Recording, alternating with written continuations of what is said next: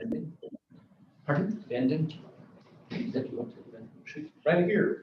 Good to go, Kate. Okay, wonderful. Thank you. Well, let's call this meeting to order.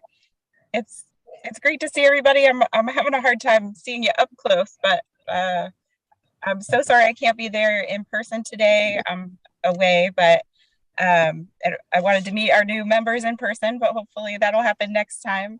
Welcome to new members and welcome back, everybody. And what we'd like to do, I guess, this morning is go around and everyone introduce themselves.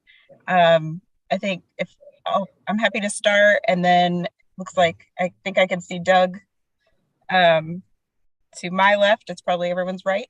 So I'll pass to you. My name is Kate Berger. I'm currently the chair of the committee. I've been on the committee about 3 years now, and it's been a really exciting experience. And you know, everyone that has participated has really brought a lot to the table. So it's been really wonderful. And I'll pass off to Doug. Hey everybody, I'm Doug Clark. I've been a member, I guess, almost 3 years too. And, yes, it's been a very interesting experience. Have good leadership, and it's great to have you with us. Good job. Chuck Rosenblum, same. So I guess we're original pioneers. Anxious to meet all you folks too. And I'm Ray Hemachandra, and I've been on for a couple of years. I am a business and organizational consultant. I work with a lot of nonprofits. So I guess we're doing the old members. It seems like it. I didn't know. So I'm Liz Ward, and I've also been one of the original members, and I'm a retired epidemiologist with special interest in public health matters and health disparities. So I'll pass to the next person. Let's However go back you to all our, want to do that. our new members. Okay, so I'm Kathy Ray. I am a new member. I am currently the Director of Physician Provider Relations at Mission for Women's and Children's Physicians. But I have a long love of public health. My degree's in public health, and I've worked for the county before as well. And so just a lot of good love, and it's exciting to be a part of seeing what happens outside of my bubble.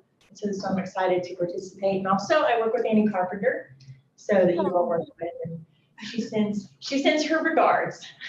Lovely. My name is Rick Mickey. I've lived and worked in Wilson County for a long time. I'm an alumni. I was born in Wilson College and been here since I graduated. I'm a licensed general contractor and a licensed home inspector. I'm very excited to see the diversity of the applicants and see what's going on and what's happening out there. Wonderful. Hey, I'm Amy Russell. I'm a family doc at Mayhead from the faculty there, and I am the medical director of Mission Health Partners, which is a local network of physicians. And we do something, we contract with payers to do value-based care. That's a whole different thing, but we do healthy opportunities for the state of North Carolina, which means that we also partner with a lot of community organizations to provide services to people and provide care management. That's why I'm interested in being here. I'll go next. So our committee is flanked by 5 staff who are here in the room with you today. I'm Rachel Nygaard. Welcome to our new members. I lead the Strategic Partnerships Office for Buncombe County, which is sort of like our grants office, and we're really excited about the grant season ahead. And I'm looking forward to jumping into that on our agenda today. I'm not sure if Angelica will introduce herself because she's in tech world, so we'll pass to that side of the table. Hi, I'm Matthew Baker. I'm a manager with Buncombe County's Department of Strategy and Innovation, and I just assist Rachel and Angela. Angela Johnson, a grants manager in strategic partnerships. I'm Sarah Joss. I am also a grants manager in strategic partnerships, working directly with Rachel and Angela in this committee work.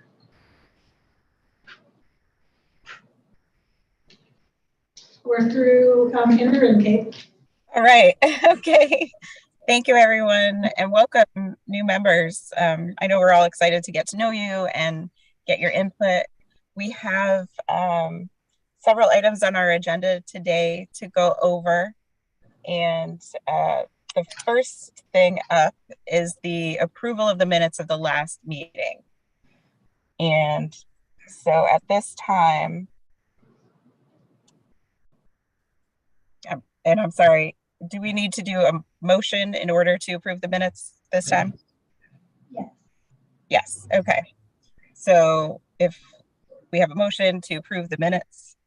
This is Liz, I motion to approve the minutes. Wonderful, This is Ray, I second. great. All right, let's go around if we can call roll.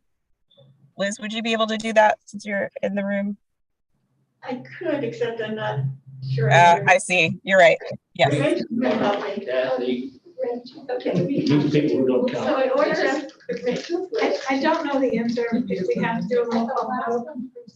Didn't, since the majority was in the room. Okay, great. Kate, if you want to call for ayes and nays instead of around the room, sounds like we're good to go on that. Okay, all those in favor, please say aye. Aye. All right. Any nays? No, okay. That is the approval then of the minutes of our meeting from December 1st. Wonderful.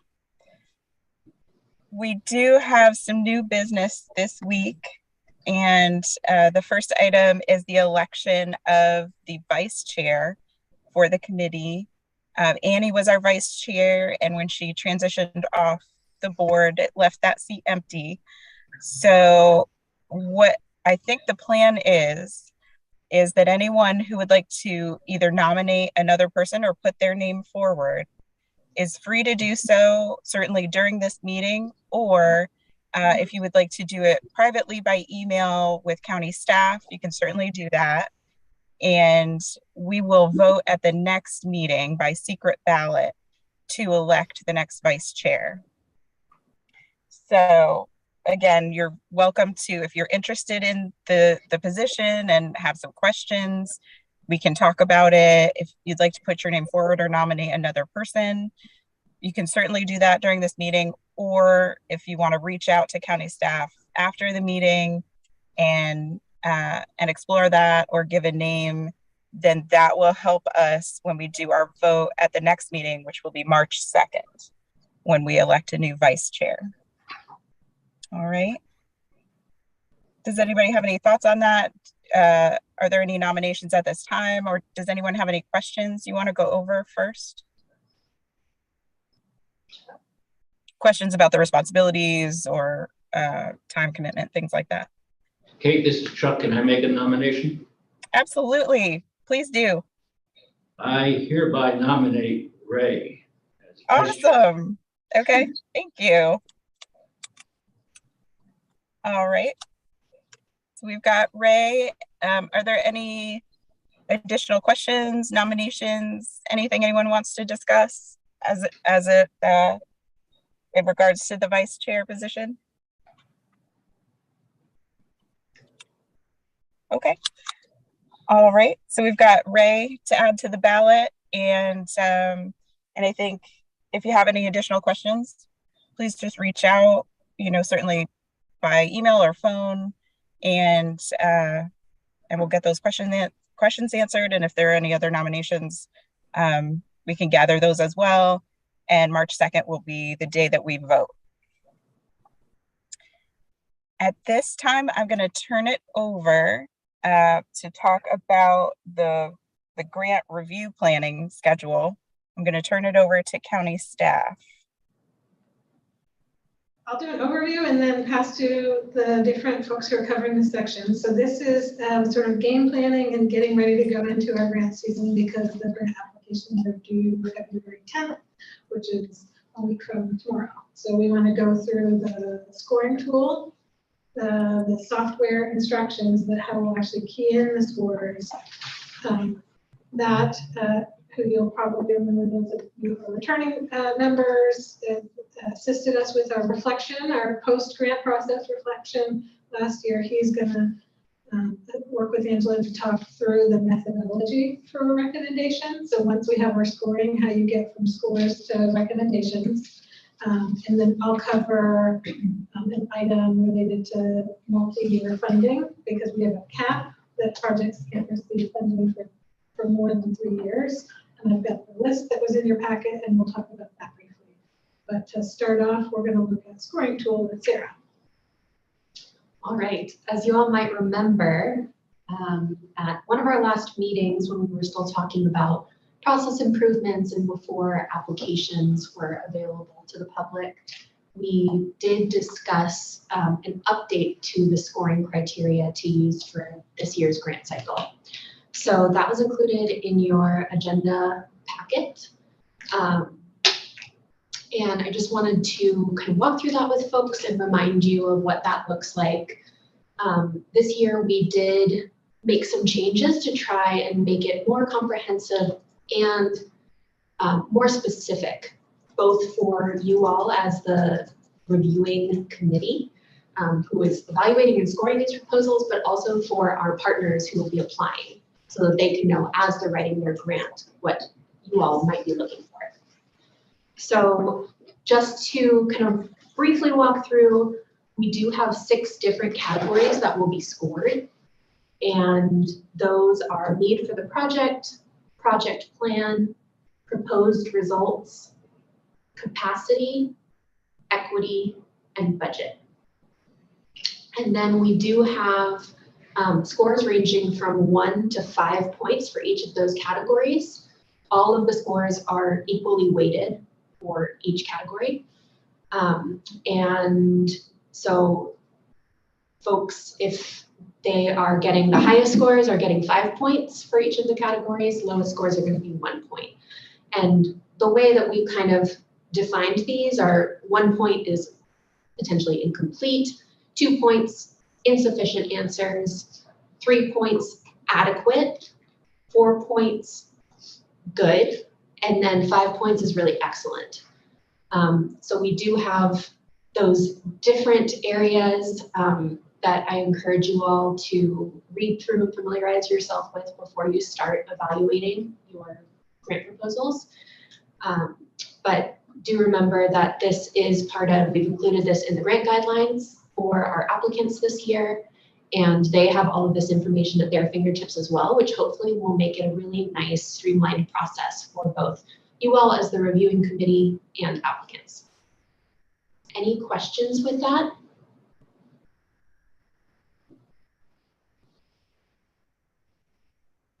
All right, great. Of course, if you have questions as you're starting to score your proposals, please reach out to staff and we can help with that.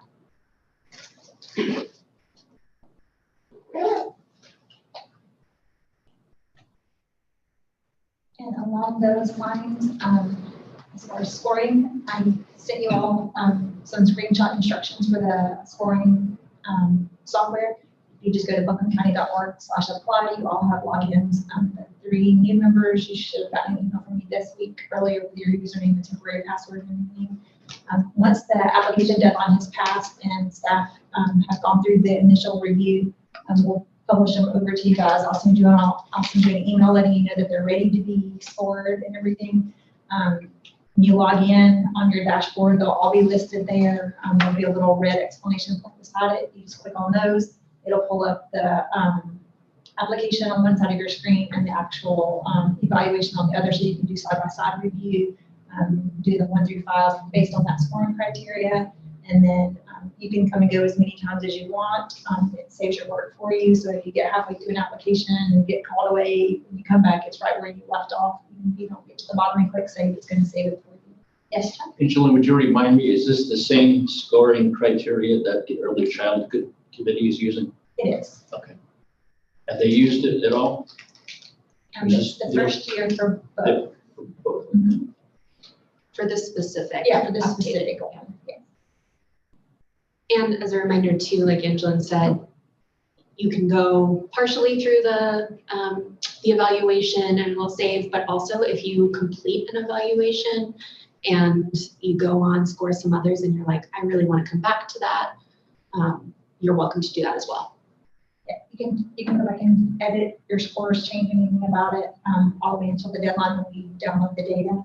And then also on there, there's a place as you're going through, if you have clarifying questions or follow-up questions you want for the grantee, just like in years past, you can enter those questions there, and then staff will gather those, reach back out to the grantees, get the answers, and put them in that software for you as well. And for all of you who have existing username and passwords, if you've forgotten your password or anything, reach out to me. I can reset it for you as well. If someone asks a question to a grantee, will everyone see that question and see the response, or only the person that asked? So when you go through, when you enter it, you're the only one that can see that you entered it in the software, but staff will download all of them. And then yes, the committee will be able to see all the questions that are going back to the grantees, and as well as the answers will go to all of the committee members. And just a reminder that everything is public record, so any comments or notes or questions that you include could potentially be requested by the public.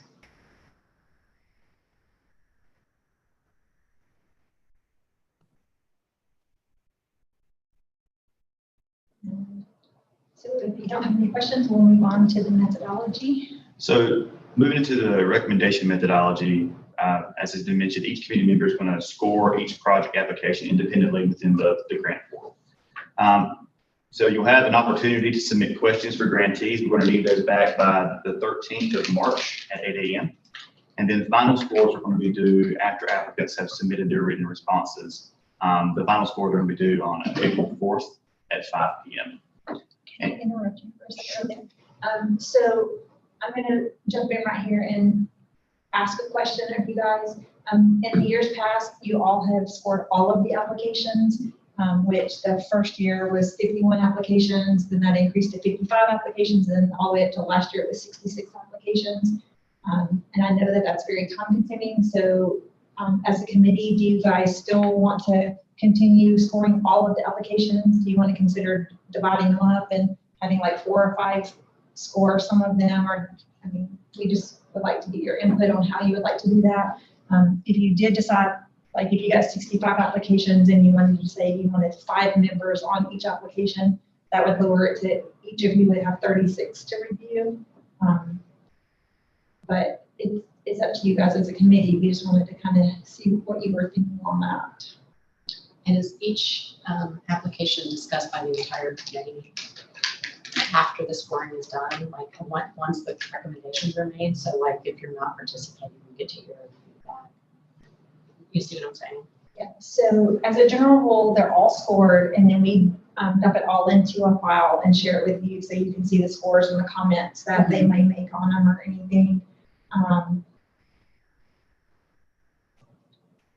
I know that's time consuming too, but I just. To answer the question, no, we don't go through each individual one after the fact. If they're presented in aggregate, you're allowed to see the data that's in there, but we don't discuss them one by one. Yeah.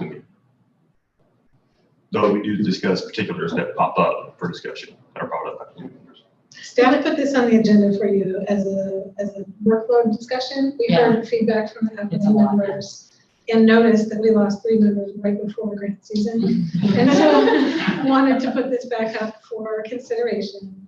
And so Liz, I'm going to pass back to you in a second, because I think you're also getting ready to talk. We asked ourselves this once before, and the committee said, you know, it feels really valuable for equal voice, everyone to score everything.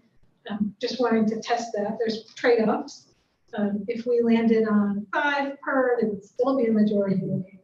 And what gets discussion are those ones that are maybe on the cusp of scoring, or very high or very low, but not every project gets discussed. And I was just going to say, in that context, it may be helpful to talk, you know, for the new members to hear how we use the scores before, you know, we have the full discussion of whether we want to split it up or not. Because I think the way it's kind of relevant to how this works. And you can describe how you're Yeah, sure. So So once everything has been scored, the final scores are into the portal. We do pull all that out like Angela was talking about, and the overall scores, we use those to create possible funding scenarios, what we did last year. As it were, they're going to be equal to or less than the $900,000 budget amount. And then as a reminder, what the specific scenario we selected last year was projects with an overall score of 91 to 100% get allocated 80% of the request, up to $100,000. Overall score of 88 to 90% allocates 65% of that request and up to that $100,000 cap. And then overall score of 84 to 87% gets 50% up to 100K. And then anything below 80% or below gets no funds allocated. So that overall score that gets spit out of the grant portal is what we use to draw the initial scenario that you will be looking at. And at that point, that's when the discussion begins. Yes. I think there are pluses and minuses, as Rachel said, to both scenarios, whether there are 5 or 7 of us looking at all or part of it. I think that we should leave that up to us individuals, whether we want to do 36 or all of them, because I strongly believe that I'd like to continue being involved with all of them. So not only do I know what's going on in the county, but those that are getting lower scores, I'd like to know why. Those are getting the highest scores. And if they're not in my group, I'd like to know why too. So I think it should be optional. Does that make sense? Well, not 100% to me, I guess, because I feel like, especially this year with 3 new members and with the new scoring system, it would be really beneficial if everybody did all of them. And I do think the new scoring system is going to be easier to use than the old scoring system. There's less elements and the scores are better defined. Then maybe we go through it this year with everybody looking at everything, assuming there's not going to be an astronomical. Is there a limit to the number of applications? We don't yet know how many we're going to get. Yeah, the other thing that I think is tricky about it, and looking at the new members and the composition of the committee, is one of the things we found in the past series of reviews is that we had a very diverse group of people with backgrounds in different areas, and very often that could lead to prioritizing some grants higher than others based on the constituency you're most connected with. So it does seem to me that, we with the new members of the committee, we don't know how everybody's interests and backgrounds are going to balance out. And we also have these 4 focus areas, right? So some of you may be more knowledgeable in some of the focus areas than others. So I guess my perspective would be to try to go 1 more year with everybody scoring everything and see how it works for us. But as usual, I'll go along with the committee's sense. I agree. I think that's a great point that you bring up, Liz. And it is, we all have such different perspectives that will impact how we score things and how the grants are funded. I think it's worth it for, if we can, to still do individual scoring for each one. I think that would be great. And this is Ray. I was going to give a nuanced alternative based on the conversation prior to this meeting. But I agree, I want to see them all. So since all 4 people have spoken now, including myself, want to see them all, no need for that nuance. And then I agree with what Liz said. If we're over 100 or something, then we need to revisit this before we go into scoring.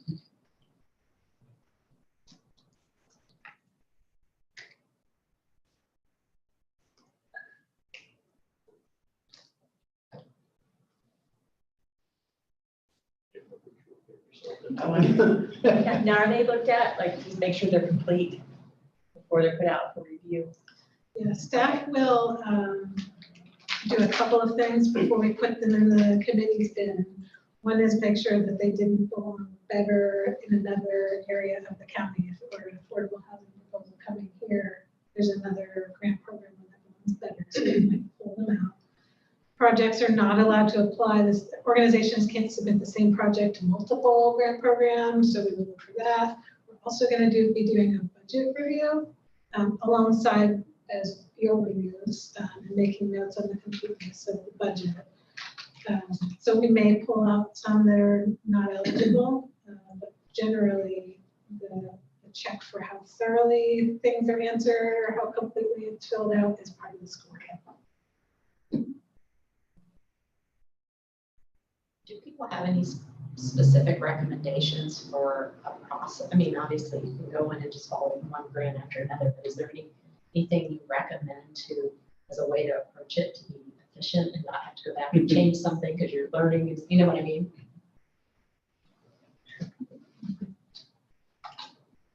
Experience. I mean, I think we all. Should we read all of them through first and then go back and score? That's sort of what I'm asking, or is it that like? That's like reading 50 theses. You know, it's time consuming, it's Yeah. laborious. And if you do that, what I do is I read and take notes. Mhm. I do my scoring simultaneously. I've never gone back to change a score. But last year we had 50 or 60. So I had a legal pad, and whenever we discussed it, I kept them in the order in which they were delivered. And then somebody reshuffled them, and I couldn't figure out where to find my. But each fund has especially the first time reading through, it's got so much information. Yeah. Unless you can store it mentally and distinguish one from the other, everybody has their own system. Wouldn't recommend trying to do them all at once. No. Impossible. You know, the other thing that I find particularly challenging, and it relates to the comment you made, is that the deadline for asking questions about the grants has to be sooner than the deadline for the scores. And sometimes the questions are really important. And, you know, I think in my observations over 3 years, some of the committee members have been more diligent about really going through the grants and asking their questions by that deadline than others.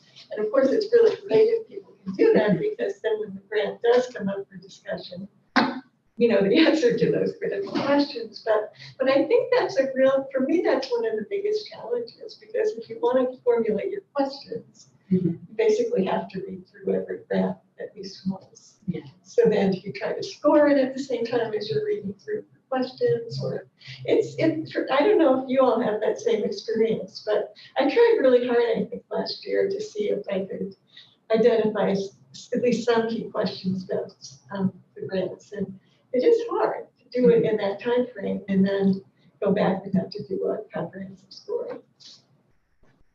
So I'm going to say 2 things. One, answering your question, and one, responding to Liz a little bit. To answer your question, what I would suggest first doing it is kind of sample by submission date, by different areas, and just get a feel for what the applications are. And that'll give you some relative sense, because I think there is a relativism between applications or within categories of applications, and that'll give you some context. But don't just start at the very beginning.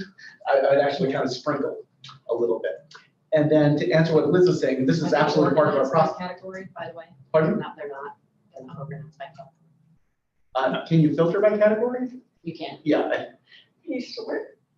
In the software, no. Oh, really? It's the automatic way that it will sort on your screen is like the order they came in. Right. Then you can sort by organization name or project. Okay. We do sort them by category on the back end, present that too. That's not helpful to the conversation we have right now. But the categories are marked, right? You can see what the category is, right? On the If I application. remember Yeah. correctly, Okay, yeah, okay. So, We yeah. could probably provide a spreadsheet. Yeah, that just and we has do. them. Yeah, so once we get them all, when I send out that email to let you know that they're out there, I'll send you a spreadsheet that has all of them, and I can include the category on. Yeah, that'd be great. And then a personal bias I have, which is just a personal bias. The system is, our process is our process, is I try not to ask questions. Here's why I try not to ask questions. I try not to have questions because I feel it gives an unfair advantage to the ones I'm asking questions of. Now they can clarify. Others I've just seen this week and I don't even bother asking the question. Now they're kind of being treated a little bit different. That's just a personal bias. It's not to say I've never asked a question, although I'm not sure in this process here, but it's a personal thought that I bring into it. Because then, boy, the ones I'm more interested, I'm trying to get some good information so I can give them a higher score. Then I feel like my own biases are coming in. It's not to criticize anything, it's part of our process. That's just to say my own. Like the county staff was saying also, you can go back and change your score. Yeah. Get to 10 and then you know, well, whatever. I'm getting better at this. I like the spreadsheet idea. That'll help.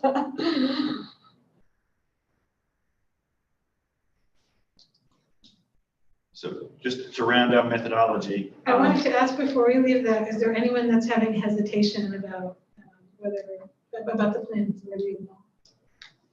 People that didn't speak up. I mean, I'm willing to try it. I mean, I knew it was gonna be a lot of reading, but I just have no idea. Like, if we did 100, I do think we should revisit, yeah. I don't have hesitation. I think it's important for all the reasons discussed, but I am curious.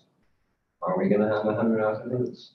51, 55, 66, it looks like is the last So, 3 years. 70. But there's no way to project at this moment.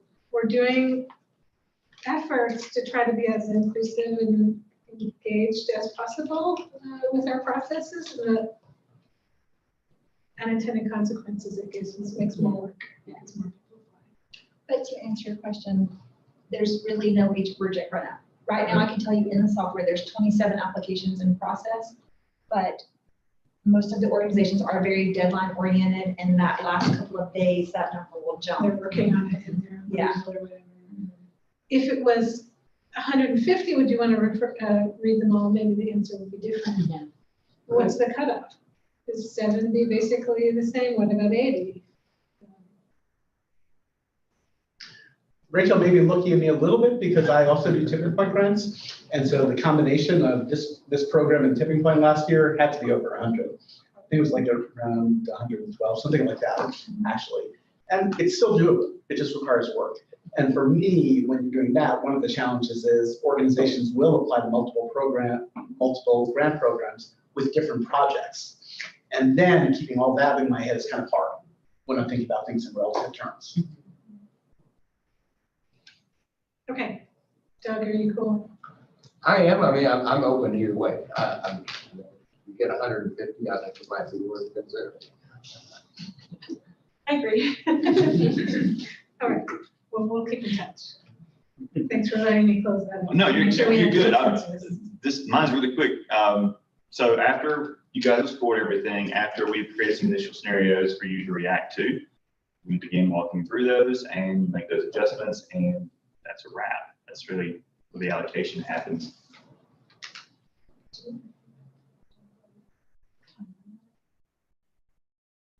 Any questions on the methodology? I guess just to be clear, that you present different scenarios and then the committee talks Absolutely. about which ones we're embracing. It could be that, as opposed to what was up there, that we're granting 100% up to when we run out of money, or whatever it is, just as an example.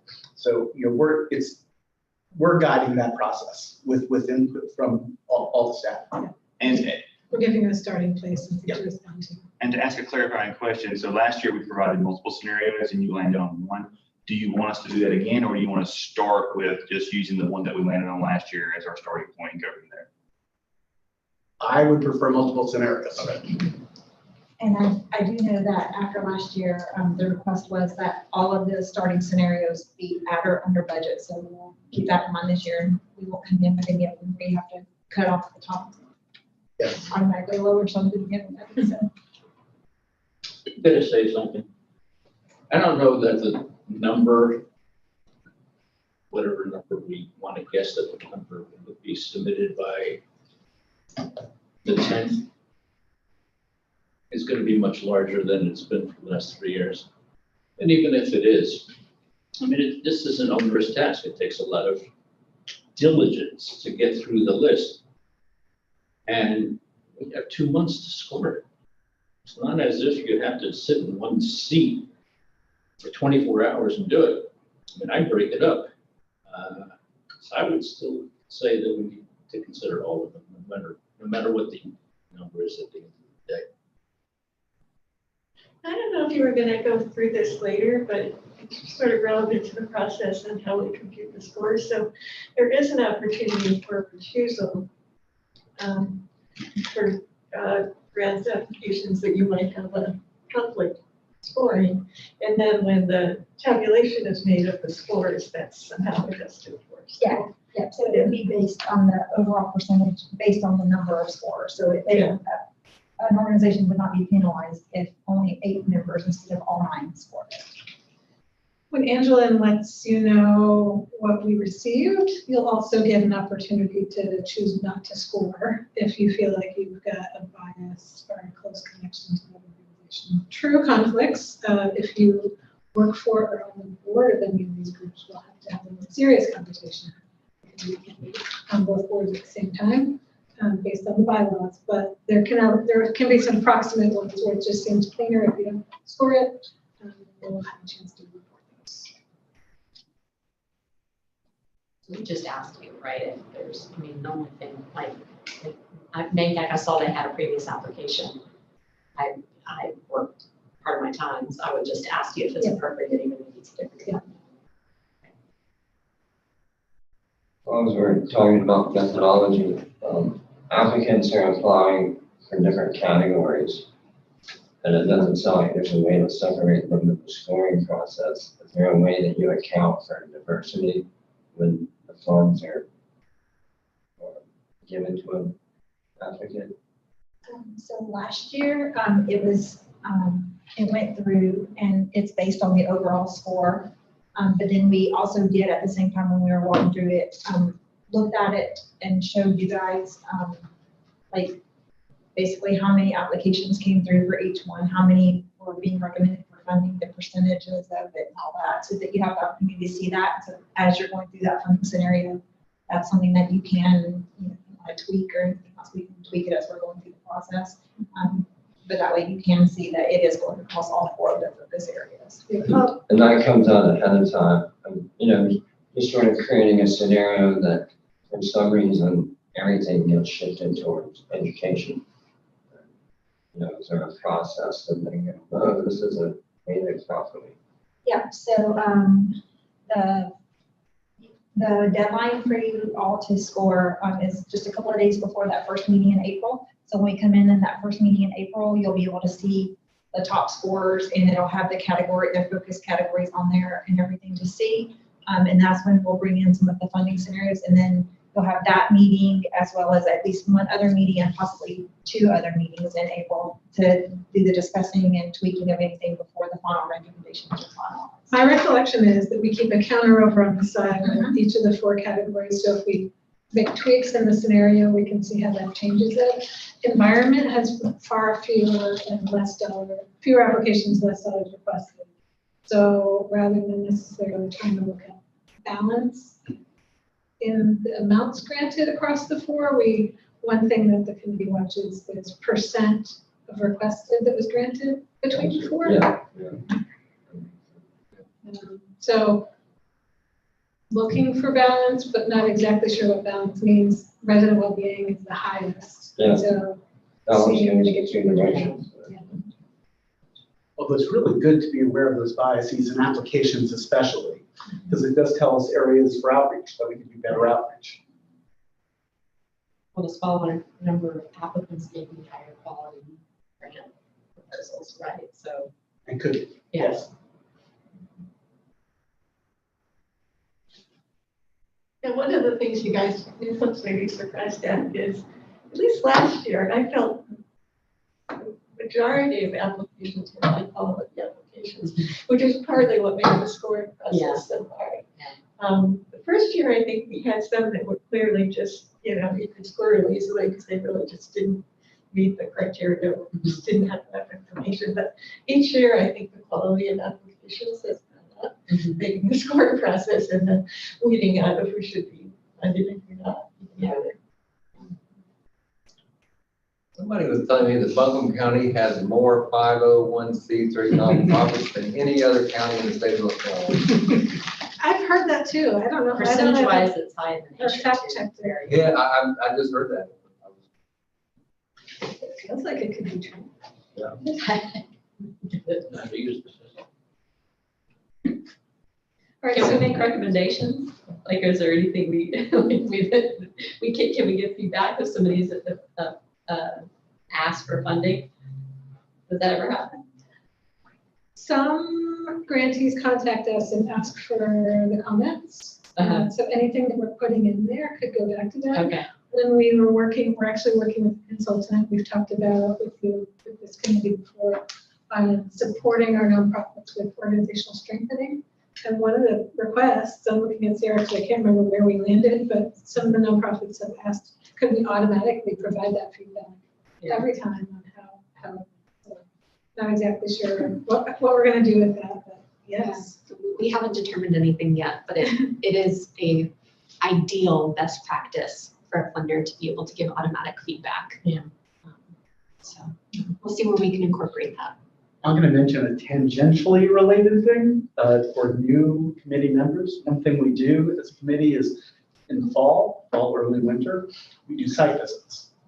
And those are really valuable. I think the people who have done them, it gives it deepens our awareness of what's going on in the community. It broadens our perspective about the work we're funding. And next year, a lot of those organizations are applying for funding again, either for the same project or a different project. And I get concerned that then we have certain biases we bring into it because we think so well of it. Like, well, seen them in action, I know this is good work. Haven't seen this, I don't know that. And so I'm just saying it out loud as part of the picture over the work over time.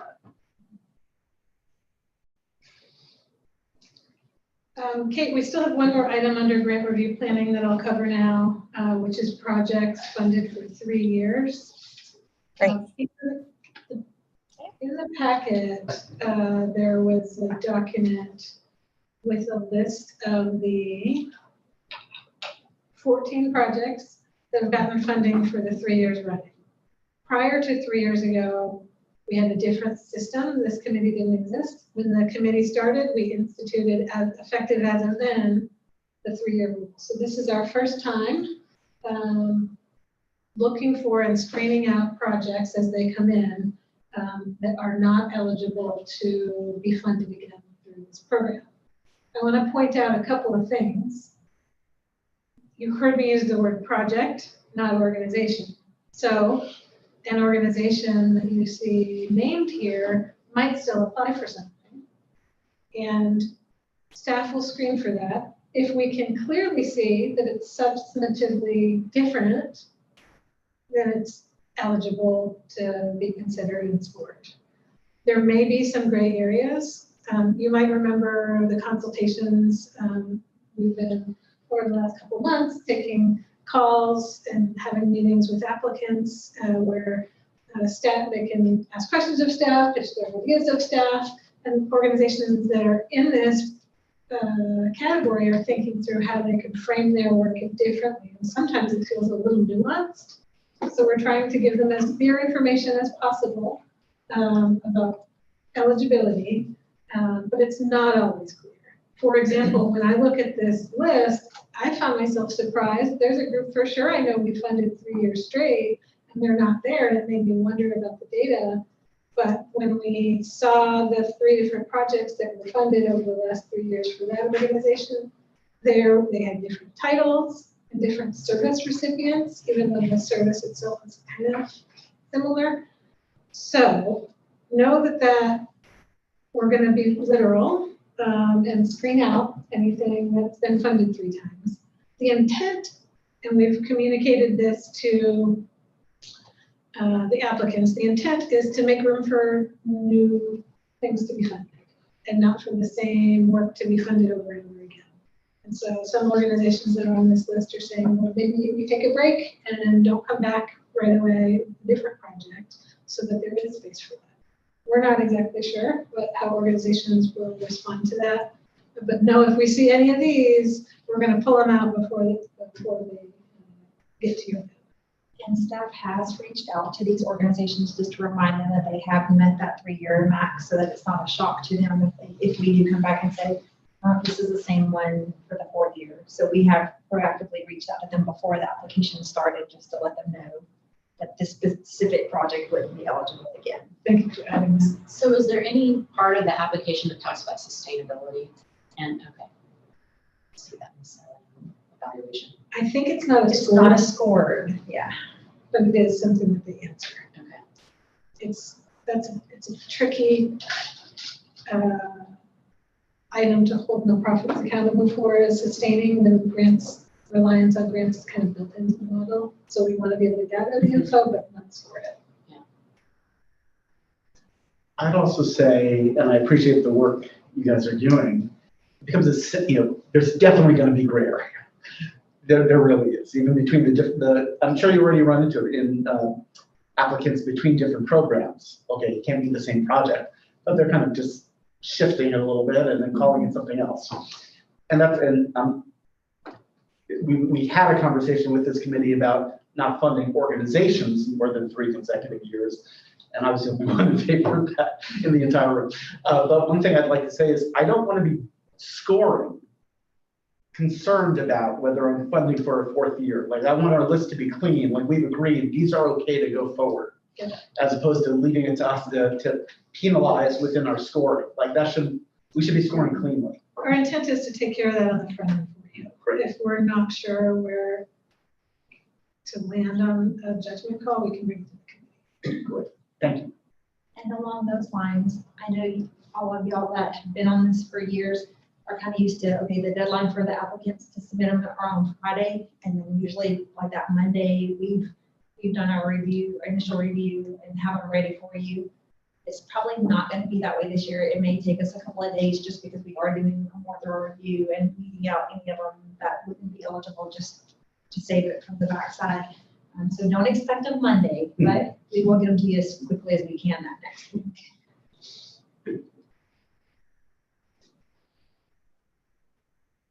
Will they all come at once or will you start putting them in as you? They'll all be out there at one time. I don't understand it. Last couple of years, it's only been 2 of you. I know, and now we've got 3 and it's taking us Half the room longer. here is staffed. We should be ready at Friday at 5 o'clock. Yeah. My tax dollars going. Is this the sunshine meeting? It is.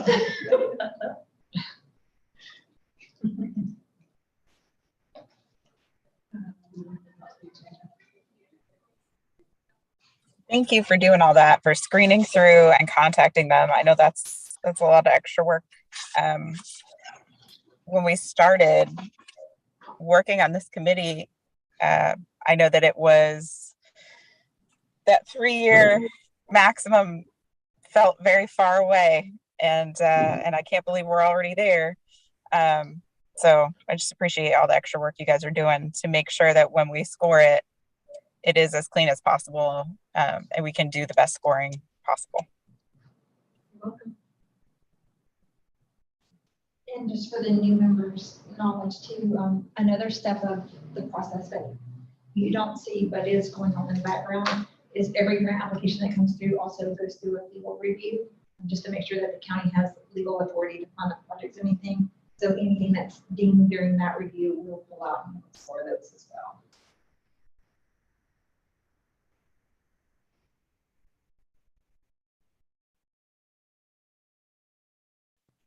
Okay, Kate, I think we're finished with that part if you want to move on to the timeline. Okay, great.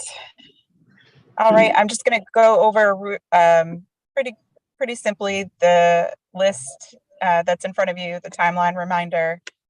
So that application deadline, that's looks like end of business on February 10th.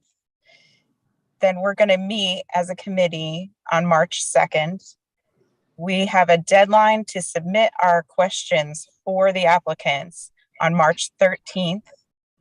And 1 week later, we will, I guess all the submissions will be in from the applicants to answer all those questions. We will then have until April 4th to do any scoring, any rescoring, submit our final scores.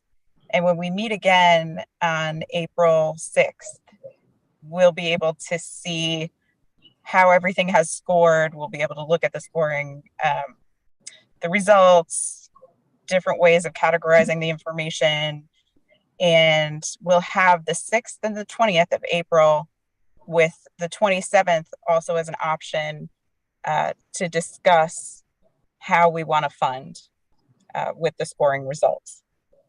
We have had that third meeting. We've used that in the past. as an option because we've had ongoing discussions. So it's helpful to have that option in there to meet again on the April 27th. The 28th, our final recommendations go to the county budget office. And later in the year, I believe it's August, we generally do a presentation to county commissioners just to show them, you know, what we're working through, our thoughts on how the process has gone, and the recommendations that we made. We kind of just touch base at that point. So that's sort of what the year is looking like up until through really August, through that presentation. And then as Ray mentioned, we do these site visits that begin in the fall and go through early winter. They're really worthwhile.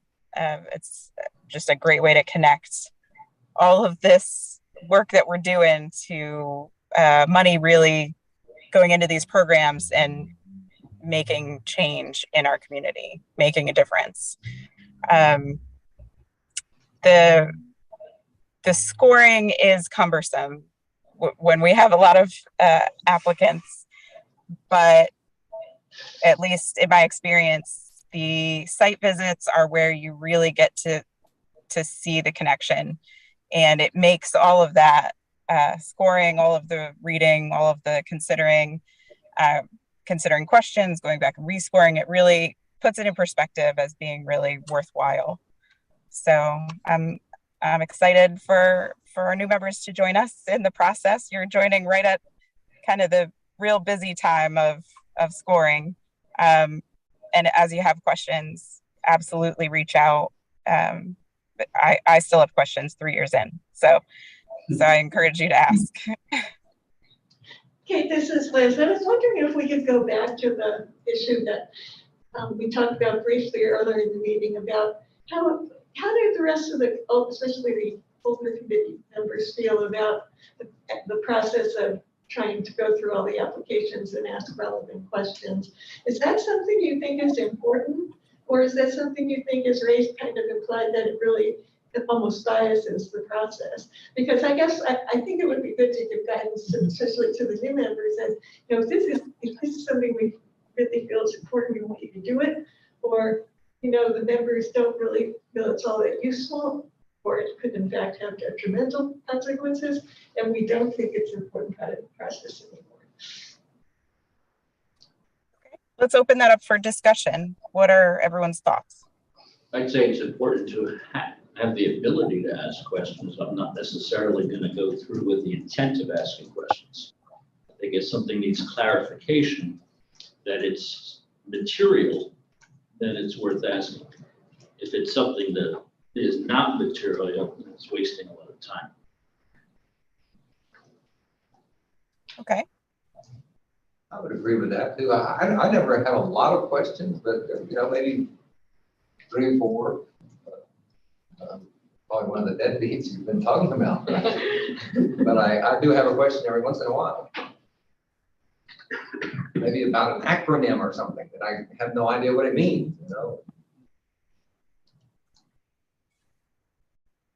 I think that the thing that has been the most beneficial, just from my perspective, is that I'll occasionally ask a question, but other committee members ask questions that I won't think of because of their perspective, you know, or they have more expertise or more knowledge. That is helpful to me to see some questions that other people ask and the answers to those, and then reconsider with that information. But that's just me alone that benefits. Are there any other thoughts? Well, I would just say to explain, I certainly wasn't advocating for eliminating that section if other people find it valuable, which clearly everyone else does. For me, I think as Angela described, score 1, like the lowest score, incomplete. You know, if an application is incomplete and there are some who saying, well, I have a question about what something's missing here, and then we get an answer and now it's complete. We've assisted that application in a way we haven't assisted all the applications. So just for me, again, not making it, there are times I've advocated for things committee-wide. I'm not doing that here. But just for me, I'd be really disinclined to ask questions, although that's not, I don't actually remember if I ever have in this process or not, to be honest. It's not to say I never would preclude it, but I'd just take the application as it is generally and just judge it on its merits. I've been in other programs where there are application advocates. And I think to some extent, staff does that. If you get in and see something missing, maybe you're going to ask for it as staff. But I see my role at the point is coming to me at a different stage.